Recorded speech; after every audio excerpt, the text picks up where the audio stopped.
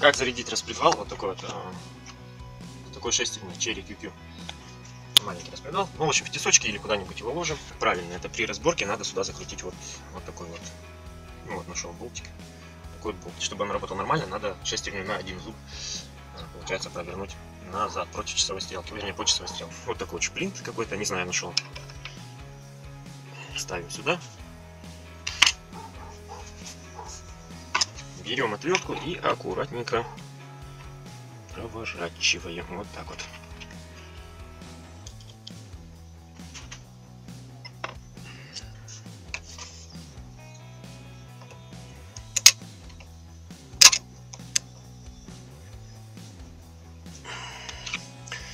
Все, вот так вот и вытаскиваем.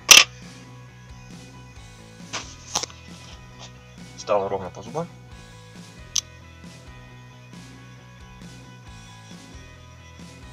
Теперь можно ставить распредвал.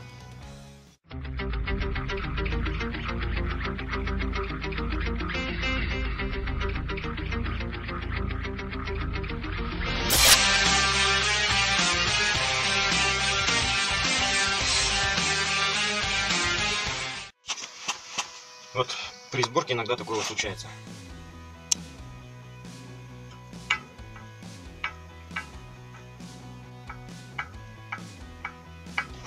Вот этот бугель прослабленный, его надо немножечко привести в порядок. Но прежде чем приводить в порядок, надо вытащить все толкатели отсюда, то вал немножечко крутился.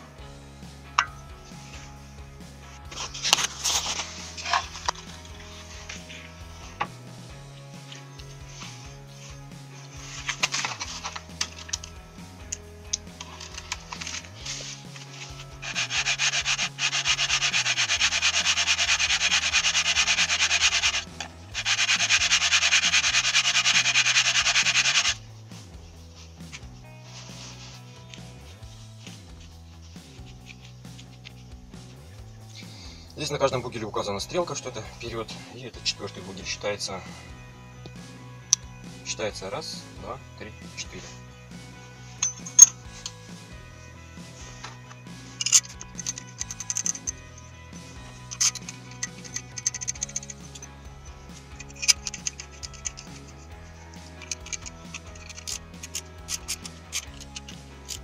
Подтягивать надо равномерно, сразу не затягивать ни один болт. Теперь можно подзатянуть. Вот так вот. Вал крутится легко.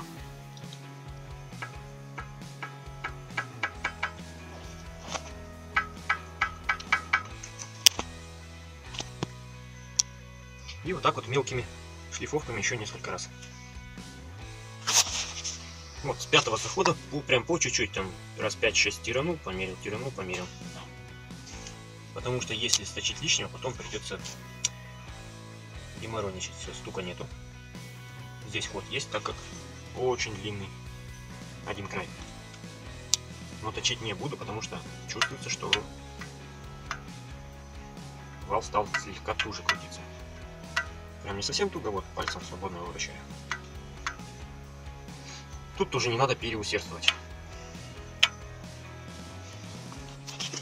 Так, теперь этот распредвал здесь на месте, и каждый бугель проверять. Вот, допустим, вот этот бугель, тут это все нормально. Проверяю этот все отлично. Не надо подрабатывать. А вот этот вот туго ходит, прям чуть-чуть надо его. Здесь даже болтанки нету.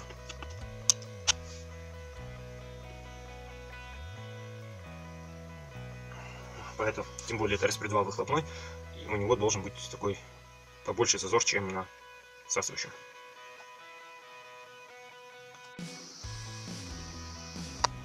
Вот видно, где его трет. То есть по краям, естественно, ничего не трет. А вот вверх.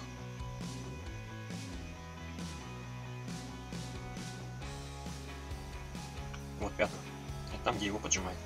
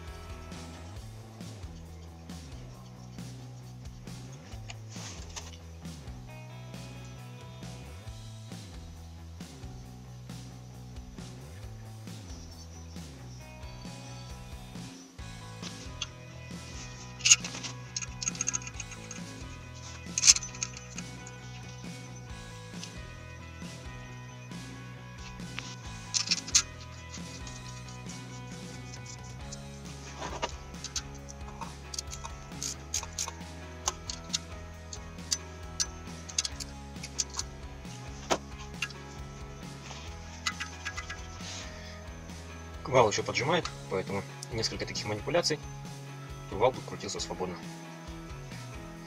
Это называется перестарался. После долгих манипуляций, вот что получается. Вот, спокойно пальцем кручу, и это нормально. Можно ставить стаканчики. Перед установкой распредвалов желательно заменить регулировочные шайбы на те, какие надо. То есть изначально, перед как снять распредвалы, надо замерить зазоры и приобрести шайбы нужной величины. Ну, я приобрел кроме двух. Ну, там незначительная разница. Там немножко зазор увеличен, зазор ничего страшного. Страшно, когда зазор уменьшен, что может зажать клапан. Вот. Так, но за счет того, что здесь сейчас зазор убран на бугелях, то и зазор на шайбах тоже может стать немножко другим. Вот. Ну, это после того, как распредвалы затянуть, надо заново пройти все промерить. Так, какой здесь нюанс? Вот тут вот кулачки прямо упираются в стаканчик. Это на этом распредвале насасывающем. И здесь то же самое. Это на выхлопном. Кулачки упираются в стаканчик. Значит, нагрузка будет идти самая большая вот в этих местах. Вот здесь и здесь. На бугеля при затяжке. Поэтому их надо подтягивать в первую очередь, потом уже все остальные. И так, что касается меток. Здесь вот так вот метки. То есть на насасывающем распредвале одна точка, на выхлопном две точки. Вот эта одна точка должна быть посередине двух. И здесь пометки. То есть вот этот шплинт, если вверх, то значит пометки. И обязательно здесь пометки. Потому что я точно не знаю, но говорят, что здесь клапана гнет. Поэтому затягивать распредвалы надо после того, как коленвал выставлен по метке.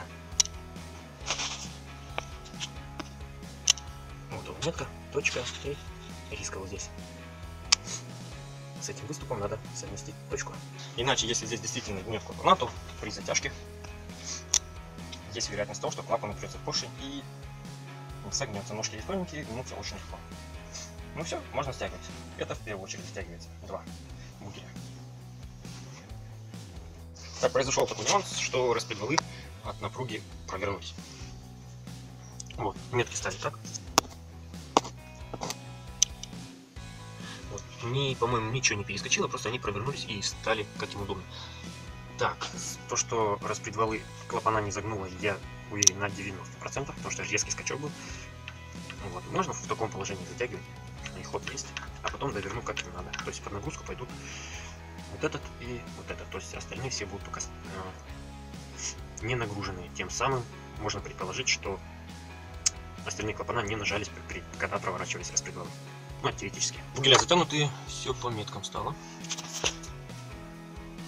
Ну, распредвалы, как предполагать, не перепрыгнули. Вот теперь самое время отпустить этот болтик и освободить прижимную шестерню.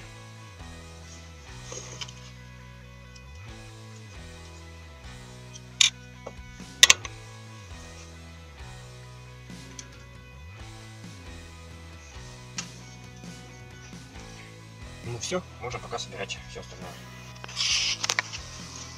Пуск.